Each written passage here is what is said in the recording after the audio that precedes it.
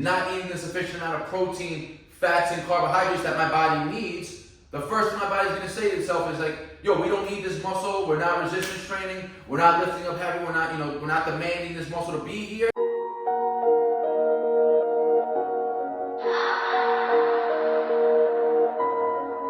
None of y'all stopping me, don't need the axe. Chopping trees, planting seeds, plotting schemes, crossing lines, dotting T's. Lines are blurred, I cannot see. Before I die, I'm top 3. Before I die, I'm top 3. He's telling me how many reps I gotta do. Okay? Okay? What is going on, YouTube? You are back with the Prez. We are in the garage gym today, and today's video I'm gonna be talking to you guys about the differences between focusing on resistance training and focusing on cardio.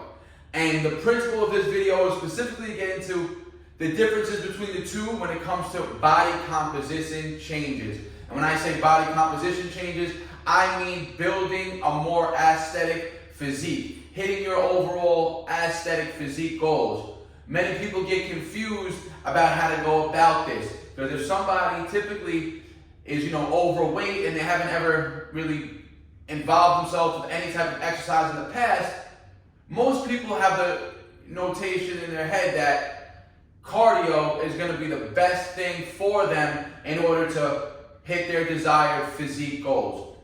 Now, before we get into this, we're going to quickly delve into the differences between cardio and resistance training, the different energy systems that they utilize, fuel sources that power through those modalities, and what benefits does each one in itself give the individual. Now, like I said, most people that have never been involved in the fitness world before, really never exercised before in the past, and now they're overweight and they want to change their lifestyle and become a healthier, better version of themselves. Most people, just due to the fact that that's what they've been told, that's what the government preaches, that's what the media preaches, is that cardio is the best bang for your buck when it comes to burning calories and losing weight. Now, in a sense, that could be 100% true. If your goal is literally just to lose weight, cardio may be your best form of mobility. Cardio may be your best choice of exercise, may be your best modality to go about that goal. If all your goal is to lose weight, cardio can 100% get the job done. But one thing people don't realize about cardio is that it really isn't muscle demanding, or you don't really use a lot of muscle to power you through a run, right? Anybody, whether you're overweight, small, skinny, could run, right? Could go around the block, go for a jog. What most people aren't going to have at first is the VO2 max to go for long distance jogs. But that's besides the point. So if your goal is literally just to become a smaller, lighter version of yourself, cardio may be the best way to go about that. But one thing people don't realize about cardio, like I said, is that it's not muscle demanding, or it's not muscle bearing. What that means is that, let's say for instance, I'm 200 pounds and I'm 30% body fat, right? I'm overweight, out of shape individual. I have no aesthetic physique at all, nothing visually pleasing. But now I said, all right, I gotta become smaller. Let's say I'm 5'9", 200 pounds, 30% body fat. Health-wise, that's very bad for all your health markers, right? You're gonna have a high BMI, may have high blood pressure, may have high hypertension, may have diabetes, if that's your actual state. And now a person may say, I'm gonna start running. Let's get down to 170 pounds. Boom, they start running, right? Week 1, they go for 1 mile runs every week, adapting to the initial stress of running, right? Because remember, any type of exercise in the body is going to be a stress. Whether you're a newbie or a seasoned vet, once you start doing something your body's not used to, it's going to be an added stress to the body, right? So let's say week 1, this individual starts running 1 mile a week, right? 1 mile a day for the first week. Day 1's hard, day 2's hard, day 3's getting a little easier, day 4's getting a little easier, day 5's getting very manageable. And by day 7, that mile, they finish it in, let's just say, 12 minutes, right? Okay, week 1, this person might have lost 5 pounds. But what they didn't do is build any muscle. So maybe they went from 200 to 195 pounds in the first week. Remember, let's just say we have a goal of 170 pounds, right? So that's a 30-pound weight loss. Now they're on week 2. Let's up that mile to a 2-mile run a day. So now they're increasing the intensity of the run. So now week 2, day 1, 2 miles, 2 miles, 2 miles, 2 miles. By day 14, now they're down 10 pounds. Oh shit, this running is doing me good. Look, I lost 10 pounds in 2 weeks. But remember this, guys, like I said, cardio has no effect on building muscle. Actually, what your body actually wants to do is be the lightest version of itself to get more efficient at running. So yes, losing fat at first is going to be very beneficial for the body, right? The body's going to say, yo, I'm 200 pounds, I'm a little heavy, let's just keep stripping off weight and get lighter and lighter, right? So now we're down 10 pounds. But now we may not know, maybe we lost 5 pounds of muscle on week 1, then we lost 5 pounds of fat on week 2. That's a 50-50 split between fat and muscle, right? That's not that great. In 2 weeks, you lost 5 pounds of muscle that you really didn't have much of to begin with, and then you lost 5 pounds of the excess fat that you have. All right, we're on week 3. Boom, up in the miles, 3 miles a day. 3. Day 21, now we're down fucking almost 20 pounds. We lose another close to 10 more pounds now. On this 3rd week, running 3 miles a day. Lost more glycogen stores, lost some water, lost some fat, lost more muscle. Again, we have no reason to build muscle. The body just wants to get lighter and lighter and get more efficient at running. And the only way it knows to do that is to literally get lighter. And now once you start, running through those fat stores, which are important for the body, remember, your body doesn't need to have muscle on it. We're not born with muscle, but we're all born with body fat. We're all born with, skeletal, the basic muscle that's put on our skeleton frame, but we're also built with, our essential fats, and 99% of the population is going to have a decent amount of body fat on them, granted, if they never ever did any type of resistance training or exercise in the past. So now we're 3 weeks in, we're down 20 pounds, but now we're down 10 pounds of fat and also 10 pounds of muscle. So now what we're doing is, I was at 30% at 200 pounds, now I'm at maybe 25% body fat, but I'm already down to 180. I'm down 20 pounds, 2/3 of my goal, but I lost half muscle and half fat on me, right?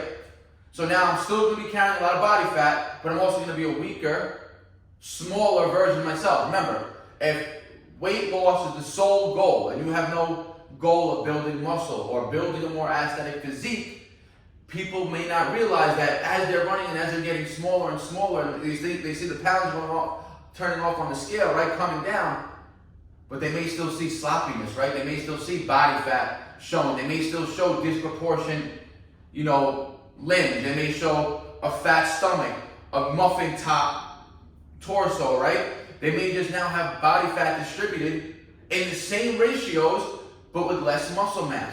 So now we're going on 4 weeks of running, right? Boom, we're up to 4 miles a day on the 4th week. Boom, after 1 month, we lost 30 pounds. We're running every day for 30 days. 1 mile week 1, 2 miles week 2, 3 miles week 3, 4 miles week 4. Boom, we hit our 170 pound goal. Test our body fat. I was at 30% body fat before, now I'm at 25%, 20%. But I'm also 15 pounds of muscle less also. So I lost 15 pounds of fat, 15 pounds of muscle, just doing cardio. I went from my heaviest weight at 200, now at 170, I hit my weight loss goal, but my physique still isn't showing. I still look sloppy. Why is that? Because like I said, when you're focusing on cardio, when you're focusing on running, and that's your sole goal, and you just want to become a lighter and smaller version of yourself, your body does not need muscle. Muscle is cost effective. Muscle requires more energy. Muscle requires a lot of protein. Muscle requires a lot of glycogen to refill those muscles and replenish them, to make them look full and big. But if you don't have any need to utilize that muscle, meaning all we're doing is jogging and going for runs, we're not doing any resistance-bearing work, we're not stressing our body in the fact that it's hard to move something, our body will have no reason to keep whatever muscle it had on to begin with. And again, it's just going to strip fat and muscle. Because remember, fat is more important than muscle in overall physiological and beneficial purposes for just the human body to survive, right? You do not need muscle to survive, but you 1000% need fat. You cannot survive without fat on the body and without some type of fat in the diet. I've made this example many times in the past. There's a show called Alone. You can watch pretty much all the seasons. They're available on Netflix. They literally send survival experts out into the wilderness, every man for themselves. So I'll be in, let's say, point A. The next person will be point B, 5 miles away. The next person will be 5 miles away from there. So everybody's secluded. Individuals left on their own to survive. Now, a lot of people think, let's go into the show extremely overweight, because that's going to give their body extra nutrients to supply them with when food is scarce, right? So the more body fat you have available on your body, the less food you actually have to scavenge for, look for and hunt when you're living in the wilderness, right? And you're trying to survive, because now your body has extra body fat stores to go off of. And what's it going to do? It's going to eat away from the body fat that it has, and it's also going to strip away from the muscle, because now, remember, muscle is cost effective. If you're not supplying your body protein and carbohydrates to support that muscle, your body's going to be like, yo, I don't need this. Let's strip the fat, let's strip the muscle. But before it strips the fat that it has stored, it's going to say, let's get rid of the muscle, because fat is necessary. Because let's just say I'm out in the wilderness surviving. Let's say for me, myself right now, I go out and I said, all right, I'm going to live 30 days in the wilderness. I'm not going to bring any food. I'm just going to bring a bow and arrow, and I'm going to hunt. I go into the survival aspect. I'm 175 pounds, a little, pretty muscular, maybe sitting around 12, 13% body fat right now. What's going to happen is I'm going to go out and I'm going to stop eating. I'm not going to be getting my nutrients in, and I'm going to become small. I'm going to lose weight.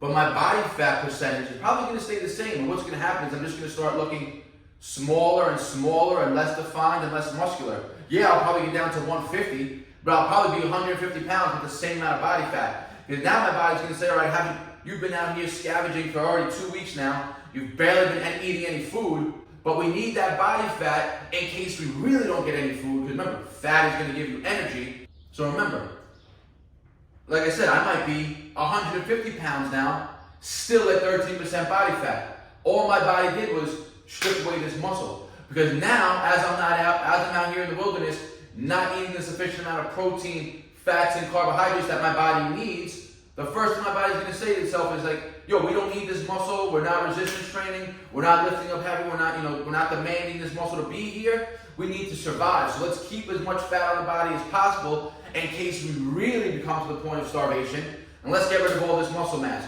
So boom, I'm 150 pounds and my body starts eating away at the muscle instead of the fat, because the fat is more beneficial. Remember, fat gives you 9 calories per gram.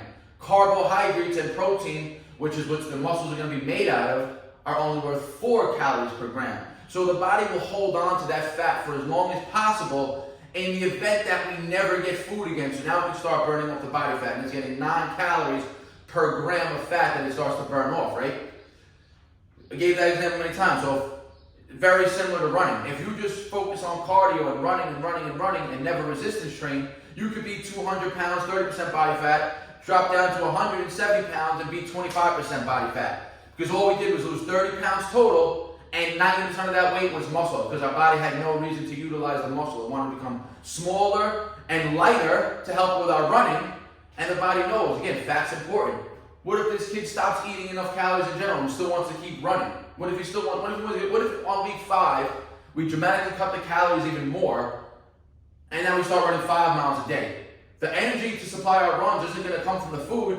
Now it's going to start coming from body fat, right? So it will hold on to as much body fat as possible until the point where it's not getting any nutrients, and then it'll start stripping of body fat. But the first line of defense that the body's going to strip away is muscle, because fat is going to be the most beneficial, and it's going to want to hold on to it for as long as it possibly can. Now, on the other hand, resistance training. Resistance training can get you leaner and smaller, make you a leaner, smaller version of yourself. So I'm 100, now let's do the same example. I'm a 200-pound individual, 30% body fat. I want to get down to 170. I want to get down to 170, 15% body fat now. So now I want to lose 15% body fat and 30 pounds total. Now I start resistance training. Remember, anything new to the body is going to be as stressed as is, and it's going to produce some type of adaptation. So whether I'm an individual that's never worked out before, now I start coming to the gym 3 times a week, doing a full body workout. Remember, while you're running, all you're doing while you're running is burning calories. While you're resistance training, you're still burning calories because your body is still active. I'm burning calories right here talking to you guys. But at the same time as burning calories while you're working out, you're also giving your body a stimulus to build more muscle, which in turn will increase your overall testosterone, which in turn, more muscle mass will increase your overall metabolic rate, which in turn increases your overall metabolism, which in turn means if that 200-pound person started on day 1 with a metabolism of some, let's just say maintenance was 2,500 calories. Now he starts resistance training. Now he starts increasing that muscle mass. Now that 2,500 calorie maintenance becomes a deficit, and his maintenance is now 2,800. So without having to do a damn thing besides resistance training, never stepped on the scale to do cardio, he boosted his metabolism from only burning 2,500 calories a day to 2,800 calories a day.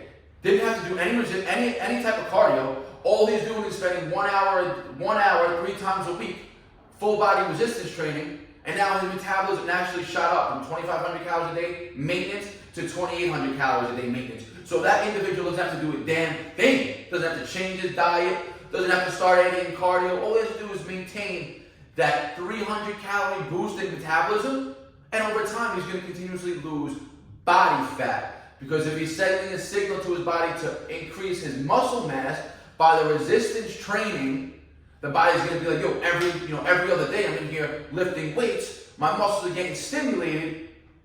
It would be counterproductive for me as a body now. I'm talking about as a human body. It would be very counterproductive for the human body to start stripping away muscle. Because if this guy comes in on Monday on week 1, lifts 20 pounds for 8 reps, then on Wednesday he hits that same 20 pounds for 9 reps, and then on Friday he hits it for 10 reps, and then the following week on Monday he says, yo, I'm gonna go for 25 pounds. If the body lost muscle, decided, yo, I don't need this muscle, we don't need this, we're not using it, he would never be able to go from 20 to 25 pounds because he would be a smaller, weaker version of himself. But now that individual is able to hit 25 pounds for 8 reps now on the second week. Then on Wednesday of the second week, he hits 25 pounds for 9 reps. And then on Friday of the second week, he hits 25 pounds for 10 reps. And now it's week 3. He already hit 25 for 10. Now he's got to go to 30s. Naturally, even if his calories are lower, remember, even if he decides to drop the calories, so his maintenance was 25, he said, yo, I'm going to start eating 2,200.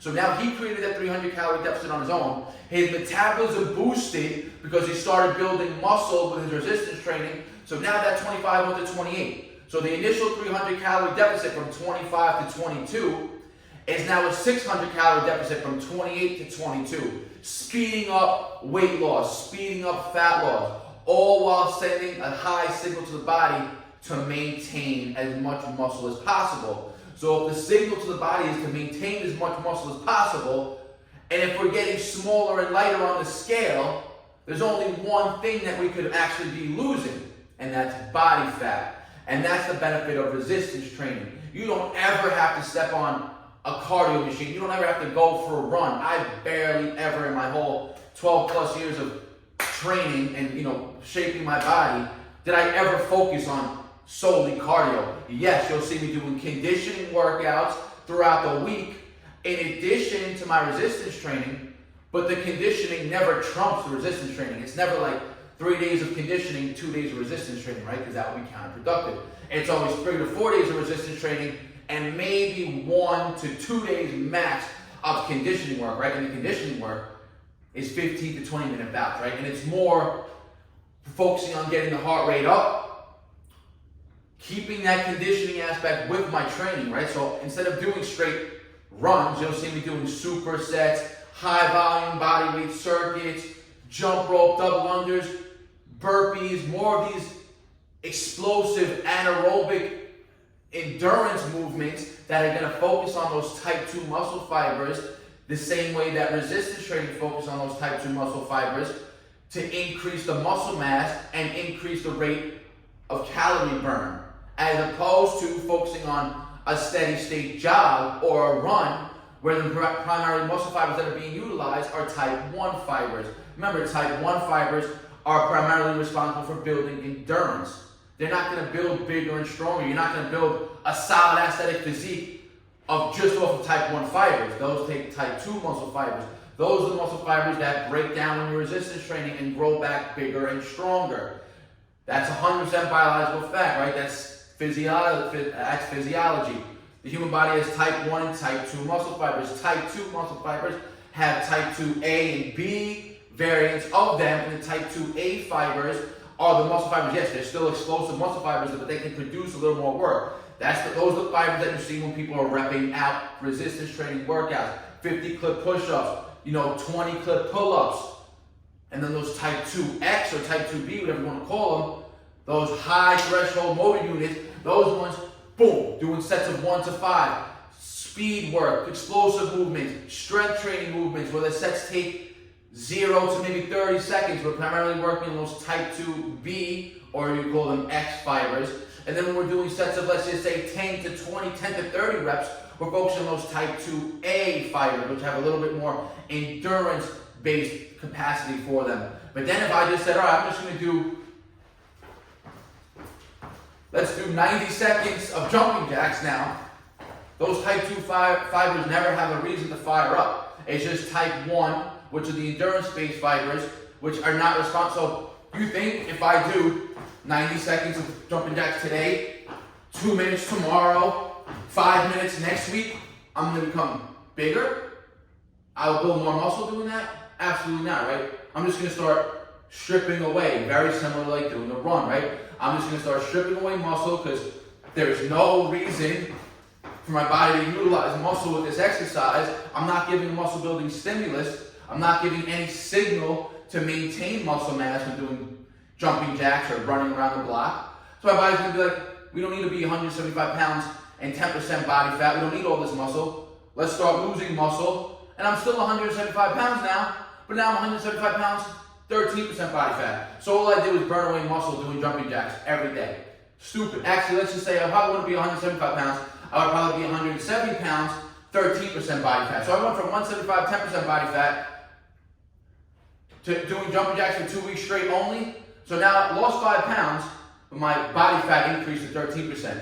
Why is that? Because I lost muscle mass. Remember, if you have lean, you can only increase your lean body mass or decrease your lean body mass. If you're increasing your lean body mass, that means you're decreasing your fat mass. If your lean body mass decreases, then you're increasing your fat body mass, right? They're inverse of each other. So I hope this video gave you guys a little bit of a breakdown between the differences, resistance training and cardio, when to go about each one, the benefits of each one. So remember, if you only have the sole focus of performing in a marathon, if you want to run a New York City marathon, 26 and a half miles, resistance training will probably be counterproductive to doing well in that marathon. I'm not saying it has to be absolute. You could probably do 1 day of resistance training to, keep a little bit of muscle mass because you don't want to be frail. Muscle is protective, right? It protects the joints around it. It protects the body. So you don't want to be running a 26-mile run and then have weak knees or weak ankles because you have no muscle around them, and then you end up, tearing a knee or twisting an ankle during a run because you're frail. But you don't want to be a muscle monster either because remember, you want to be able to run for 26 miles. You want to have a ton of endurance. You want to be small. Your body wants to be efficient, wants to be quick, and it doesn't want to tire easily. So it's going to have no reason to be big and bulky with muscle mass. It's going to want to be small, slender, and to be honest, having body fat stores is going to be beneficial for the body. Because the leaner a person is going to that 26-mile run, the body's going to need energy to push through that 26-mile run in general. So if you're super lean, 4% body fat going for a 26-mile run, you're going to have a ton of extra energy, like outside sources available with you. Gels, carbohydrate gels, maybe fats from coconut oil to push you through that run. But now if you have a little extra body fat on you in general, your body can just pull from that, which is probably going to want during your run in general, right? So instead of you have to run, stop, eat a bar while you're running, giving yourself gastro distress, having a little bit of body fat, even though you're small and slender, but having some body fat on the body is going to be beneficial to power them through that long distance 26-mile run. But having somebody 175, 10% body fat, going for a 26-mile run, that body's going to work very hard. Those muscles are going to pretty much be shot because they're not used to running those long distances. They don't have that endurance-based work capacity that the type 1 muscle fibers have. So each training is going to primarily target different adaptations in the body. If you want to become a runner and your sole focus is to get better at running, prioritize your cardio, prioritize running. You're not going to be a muscular version of yourself, but you will be a better runner. If you want to be more physique, if you want to be more aesthetic, you want to have a bodybuilding-esque physique, you just want to look big and strong and healthy, which remember, muscle is more protective towards the body. It protects the joints. It keeps our body strong. It protects us from injuries down the road. resistance training as a priority is going to give you way more bang for your buck. And you can still become a smaller, leaner version of yourself solely focusing on resistance training without having to ever do cardio. But again, you don't have to eliminate cardio altogether because again, besides cardio being good for burning calories, it's also very beneficial for the heart. Heart is probably the most important muscle in our body, right? Our heart doesn't work, we can never resistance train again, right? So you can focus on 3-4 days of resistance training. You guys want to throw some cardio in for heart health benefits or to get a little bit of an extra burn after the workout to help you lose more weight, as long as you're giving your body that muscle building signal with the resistance training, go ahead, throw in 2, maybe 3 days of 20 to 30 minutes of steady state cardio throughout the week. It's going to help you. Again, it's going to help increase that work capacity of the heart. It's going to keep the heart healthy. You're still sending a muscle building signal with the resistance training, and now you're giving your body the best of all the worlds because now you're building muscle with your resistance training. You're not doing too much cardio. When you do get into the cardio, it's steady state, so it's steadily burning fat. You don't have to worry about burning muscle away or anything like that. We already have a signal sent to our body to keep the muscle. And the only way it'll start burning muscle is if you're under eating calories and protein specifically in your deficit, right? So remember, the one thing that's important regardless, in order to keep that muscle on your body, muscle is built by protein and it is supplied or it's energized by carbohydrates. So as long as you're eating a sufficient amount of protein, whether you're in a cut or not, you will maintain that muscle mass. So don't forget that, guys. And if you're in a calorie surplus, remember, you won't, if you're always running and you're in calorie surplus, you might just stay the same. But if you're in a calorie surplus and resistance training, you're just going to become a bigger, stronger version of yourself. And remember this, guys, when you're in a surplus of calories, meaning you're eating more than you're burning, the protein content of the overall calories, which everyone should be aiming for at least minimum 1 gram per pound of body weight. So if I weigh 175 pounds, I'm always eating minimum of 175 grams of protein. But now if I'm in a cut and I'm in low energy, let's just say my goal is to become lighter and leaner, that 175 grams per day goes up to about 200, 220, right? The needs for protein are slightly higher when the calories are lower. When you're not giving your body enough calories and you're in a calorie deficit, the need for protein becomes much more greater, right? So teetering on that 1.2 to 1.5 grams per pound of body weight is going to be way more beneficial for you when you're in a calorie deficit. But on the other end of the spectrum, if you're in a calorie surplus, like I am in myself right now, so let's just say my maintenance calories is 3,200, I'm eating 3,500 calories a day, that 1 gram per pound of body weight of protein is sufficient. So now I only have to eat 175 grams of protein because remember, carbohydrates are muscle sparing. So now in my bulk, in my calorie surplus, I greatly increase the carbs. My body has sufficient amount of energy to power through. I'm never in a deficit. I'm never going to be in a stressed out state when my body wants to get smaller. And I'm still giving it that 1 gram per pound of body weight to maintain and still build muscle. And then the carbohydrates and fats fall wherever they fall. The extra carbohydrates replenish and repair the muscles, and they fill them back up with glycogen to help power them through the next workout. And the fats are essential. For all aspects of living, right? Your organs, your energy systems, they all require fat in the diet in order to maintain healthy functions. In order, to get fat, vitamins, fat-soluble vitamins, you need to have fat in the diet, right? You cannot eat a diet absent of fat. You will not survive. Like I said, go watch that show Alone. The people who kill only lean animals get knocked off, right? Because their bodies aren't getting a sufficient amount of fat. Fat is an essential macronutrient. Remember, you only have such things as an essential fatty acid and essential amino acid. There's no such thing in science or in the world that's called an essential carbohydrate. So in theory, you can survive and thrive without any carbohydrates in the diet. But you need fats and you need protein. So I hope this gave you guys a little insight of the benefits of resistance training and the benefits of cardio, how each one targets the body and the energy system slightly differently, how to go about fueling your body correctly in order to, excel at one or the other.